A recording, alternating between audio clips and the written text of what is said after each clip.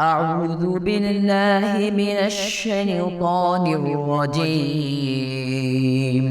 بسم الله الرحمن الرحيم. لم يكن الذين كفروا من أهل الكتاب والمشركين منفكين حتى تأتيهم البينة.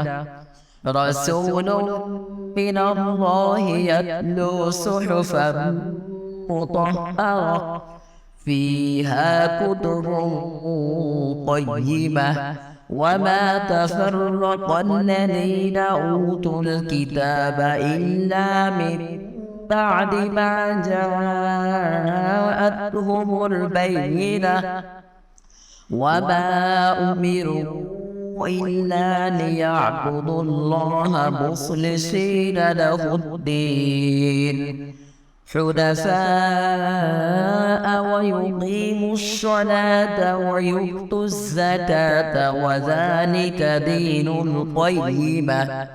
إن الذين كفروا من أهل الكتاب والنار عدن تجري من تحتها الأنهار خالدين فيها أبدا رضي الله عنهم ورضوا عنه ذلك لمن خشي ربه.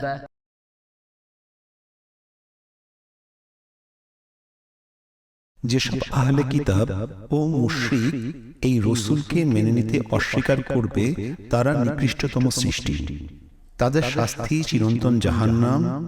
আর যারা ঈমান এনে সৎকর্মের পথ অবলম্বন করবে এবং দুনিয়ায় আল্লাহকে ভয় করে জীবনযাপন করবে তারা সর্বোত্তম সৃষ্টি, তারা চিরকাল জান্নাতে থাকবে, এই তাদের পুরস্কার। আল্লাহ তাদের প্রতি সন্তুষ্ট হয়েছেন এবং তারাও হয়েছে আল্লাহর প্রতি সন্তুষ্ট।